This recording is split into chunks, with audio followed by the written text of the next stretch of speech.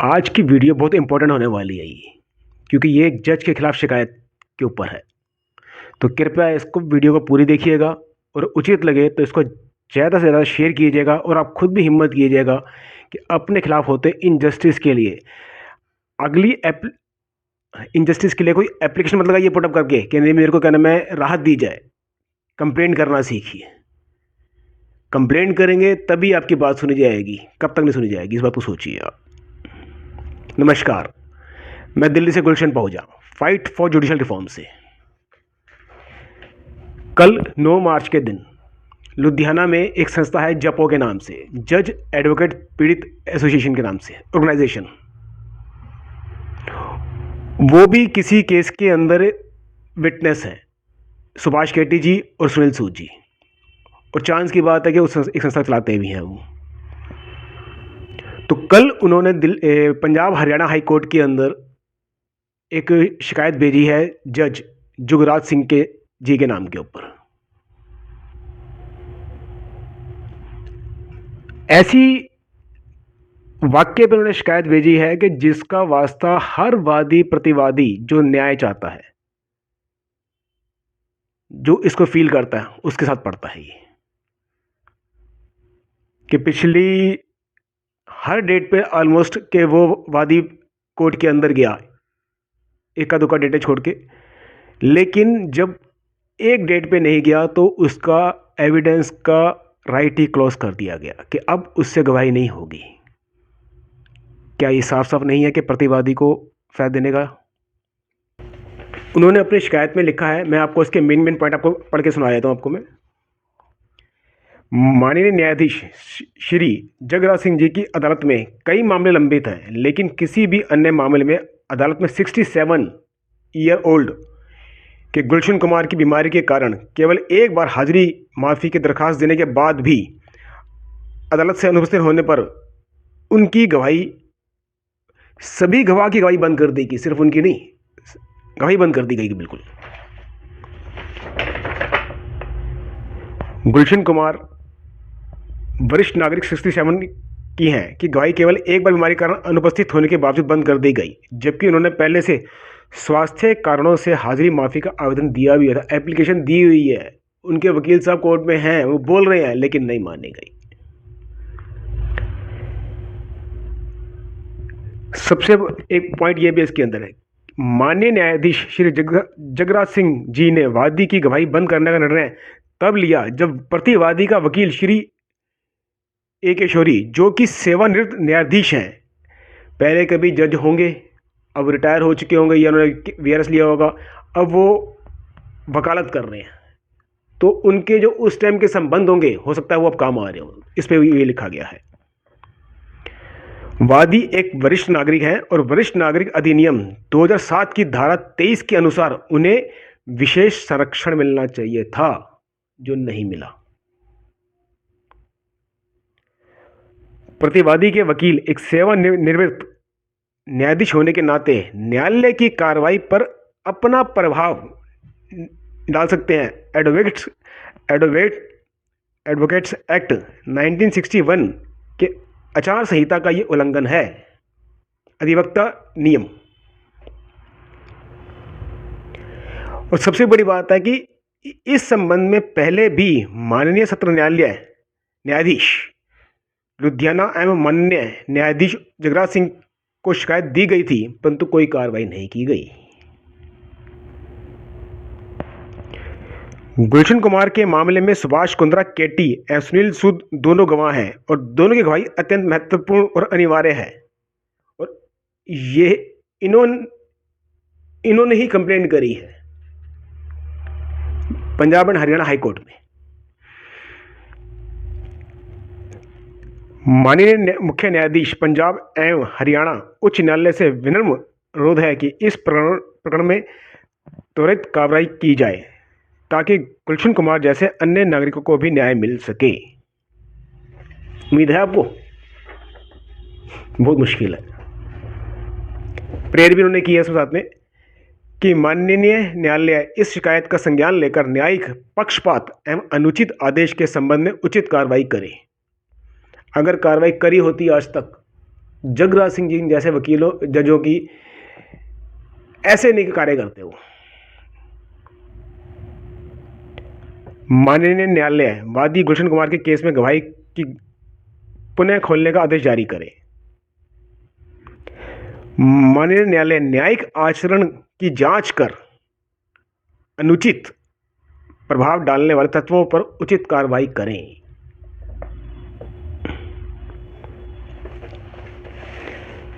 ऐसा कितनों के साथ नहीं होता होगा कि बार बार उनकी गवाही किसी न किसी छोटे कारण पे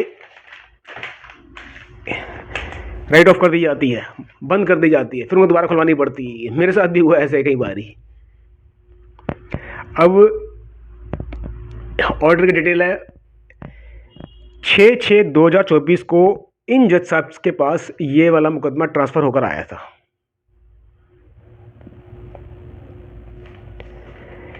उस दिन एक एप्लीकेशन भी लगी थी प्रतिवादी की बेल कैंसिलेशन के ऊपर, जिसमें सुनवाई ऑलरेडी पेंडिंग थी, नहीं हुई सुनवाई उसके लिए। नेक्स्ट डेट दे दी गई 12/7/2024 की। उस दिन का ऑर्डर वेबसाइट के ऊपर किसी और वादी प्रतिवादी का दिखा रहा है। ये जुडिशियल मिस्टेक है। इस मिस्टेक पर जज साहब क्या बोलेंगे? क्या खुद को पनिश करेंगे या अपने स्टाफ को पनिश करेंगे कि इनके केस के अंदर बीच में किसी और के केस कैसे लगा पड़ा है, उसका ऑर्डर कैसे नहीं हुआ पड़ा है बीच में? ऐसे बहुत सी गलतियां होती हैं, ये भी एक मिस्टेक है। उसके बाद की डेट है 1/8/2024 की। बेल कैंसिलेशन की एप्लीकेशन जो ऑलरेडी पेंडिंग थी, उसका रिप्लाई उसी दिन दिया गया प्रतिवादी की तरफ से, और उसी समय वादी को बोला कि इसको स्टडी करो और बहस करो। हाथ की हाथ उस वादी की एप्लीकेशन को डिसमिस कर दिया गया नहीं, वादी के ने जो बेल कैंसिलेशन के लिए जो क्या नाम है पॉइंट्स उठाए हैं वो सब बेकार हैं, उनका कोई आधार नहीं है। तो वादी की जमानत जारी रही, वो आज भी बाहरी है प्रतिवादी की। उसके बाद नेक्स्ट डेट लगते हैं 18/9/2024 की। उस दिन वादी कोर्ट में नहीं आया। प्रतिवादी की तरफ से कोई आया या नहीं ये ऑर्डर में लिखा ही नहीं गया, सिर्फ इतना लिखा गया वादी नहीं आया। और साथ ही 300 रुपये का फाइन लगा दिया गया वादी के ऊपर, और लास्ट अपॉर्चुनिटी बोल दिया गया कि ये लास्ट अपॉर्चुनिटी है, अगली बारी, उसके बाद आपको गवाही का मौका नहीं मिलेगा। ऐसा होने के बाद 21/10/2024 को वादी अदालत के अंदर पेश हुआ, लेकिन प्रतिवादी के वकील ने उस दिन गवाही करी ही नहीं। लास्ट अपॉर्चुनिटी थी ना ये तो क्या ये सिर्फ वादी के लिए थी? क्या ये प्रतिवादी के लिए नहीं थी? क्या ये कि वो गवाही नहीं कर सकता? उसने अगली तारीख मांगी, आराम से उनको तारीख दे दी गई। क्यों जी? जब उन पे फाइन लगाया गया तो इन पे फाइन क्यों लगाया गया? क्या आज कोर्ट का समय वेस्ट नहीं हुआ? कि आज in the interest of justice कुछ नहीं करना था आपने? उसके बाद फिर अगली डेट लगी 27/11 की। वादी कोर्ट में है, लेकिन आज फिर प्रतिवादी ने अगली तारीख मांग ली कि मैं आज गवाही करने में असमर्थ हूं। कुछ भी कारण दिया होगा, मुझको नहीं पता, क्योंकि कोर्ट ऑर्डर में इतना लिखा नहीं होता कि उसने एडजमेंट मांगी और दे दी। 2 एडजमेंट तो यहाँ पे दिख रही है मेरे को। ये केस चल रहा है 2022 से। इससे पहले प्रतिवादी ने कितनी बार मांगा होगा मैं नहीं जानता, पर 6/6/2024 के बाद से 2 बार तो दिख रहा है ये सामने सामने। तीसरी डेट लगी, उसके बाद डेट लगी 7/1/2025 की। उस दिन वादी की तबीयत खराब थी, तो वकील साहब ने, उनके एडवोकेट सर्वजीत सिंह जी ने अदालत को सूचित किया कि उनका वादी बीमार है, वो आज गवाही देने में असमर्थ है, एक डेट दे दी जाए। 2 डेट पहले प्रतिवादी को दे चुके हैं बिना किसी बीमारी के। क्यों दी है उस पर कोई मेंशन नहीं है। आज की डेट में ये लिखा जा रहा है, इसके अंदर बोला जा रहा है, लेकिन उनको डेट नहीं दी गई, गवाही बंद कर दी गई। और ऑर्डर में लिखा जा रहा है कि 4 बजे वकील साहब पेश हुए हैं। उस ऑर्डर के अंदर इतना कॉन्ट्रडिक्शन है कि पहले लाइन से आखिरी लाइन तक आप खुद ही उसके अंदर कई पॉइंट्स ढूंढ लेंगे ऐसे, जिसके साफ दिख रहा है कि जज साहब ने अपनी बातों को ही काट दिया है। ऑर्डर पोस्ट करता ही हूं मैं, आप उसको पढ़ लीजिएगा। बात यह है कि जब 2 बार प्रतिवादी को चांस दिया गया वादी के पेश होने के बावजूद भी। और जब वो कह रहे हैं कि वादी बीमार है, एडवोकेट्स पेश हैं उनकी विटनेस नहीं लगाई जा रही, उनकी प्रेजेंस नहीं लगाई जा रही, राइट ऑफ कर दिया जा रहा है सभी का। क्या गारंटी इस बात की भी, अगर आज वादी वहां पेश होते तो पिछली 2 डेट की तरह उनके वकील, प्रतिवादी के वकील गवाही कर लेते? है कोई गारंटी इस बात की? इसीलिए मैं कहता हूं कैमरा होना चाहिए कोर्ट्स के अंदर। ऑडियो वीडियो रिकॉर्डिंग होती है तो इसके अंदर की बहुत सी बातें हैं जो ऑर्डर में नहीं लिखी हुई, जो मौखिक हुई होंगी, वो कहांगी सारी बातें। जज ने जो कलम चला दी वो दिखा है इसके अंदर बस।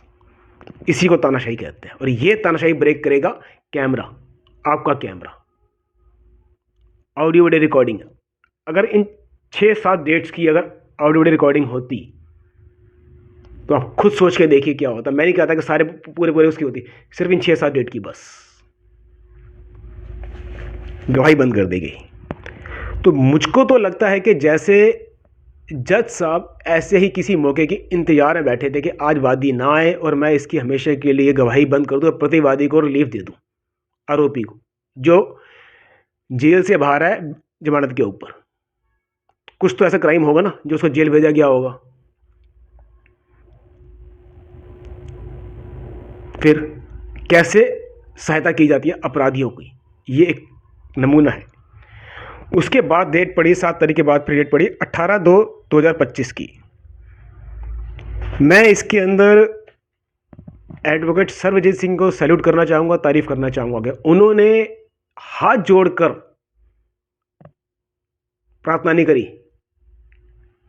कि गवाही को दोबारा सुना जाए। उन्होंने कहा कि मैं कंप्लेंट करूँगा आपके आचरण की।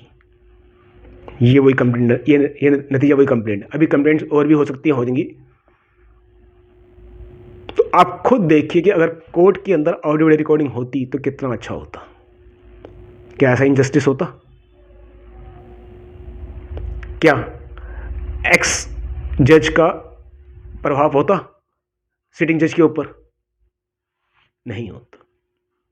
एक जूनियर वकील जब कोर्ट के अंदर पेश होता है तो जज उसके साथ कैसा बिहेव करते हैं ये सब जानते हैं।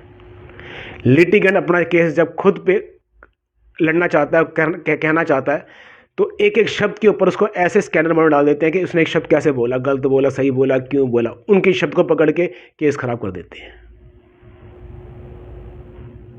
मेरी पीड़ा मैं जानता हूं, मैं उसको सही बोलूंगा। आप उसे गलत अर्थ में लेते हैं, वो गलती आपकी है, क्योंकि आप न्याय करने के इच्छुक नहीं है।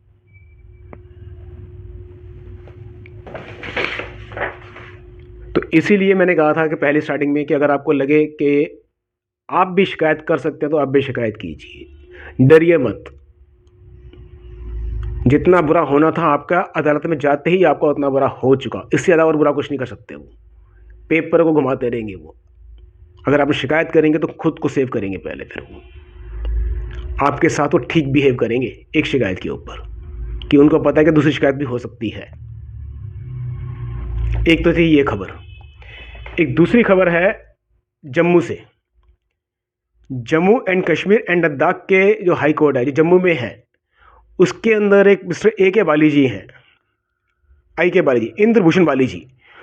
उनकी कोई पिटीशन चल रही है वहाँ पे, तो उसके अंदर उन्होंने प्रेयर के अंदर ऑडियो वीडियो रिकॉर्डिंग की मांग करी है।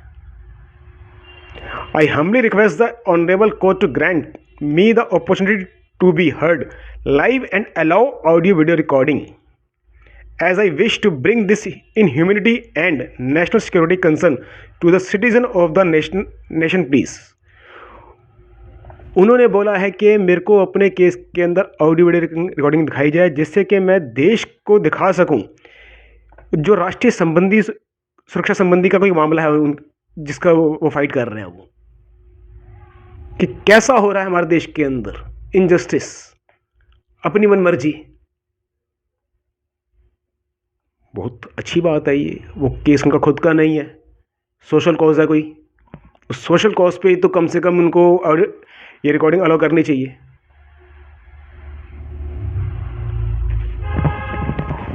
अंत में यही कहूँगा कि आप भी डरिए मत। जरा सा इनजस्टिस लगे, इसी तरह ऑर्डर की कॉपी का बंच बना के सारा एविडेंस के साथ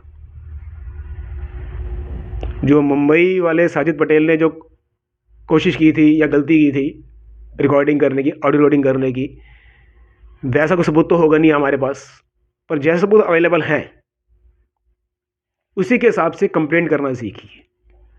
सबूत ना भी हो तो सच को कहना सीखिए। सच अपने रास्ते अपने आप निकाल लेता है, बस आप उस पर अड़े रहिए सिर्फ। तो एक, शिकायत करना सीखिए जज की भी, डरिए मत। और दूसरा, अपनी हर एप्लीकेशन, हर पिटीशन में ऑडियो वीडियो रिकॉर्डिंग की मांग कीजिए, जैसे जम्मू के मिस्टर बाली जी ने की है।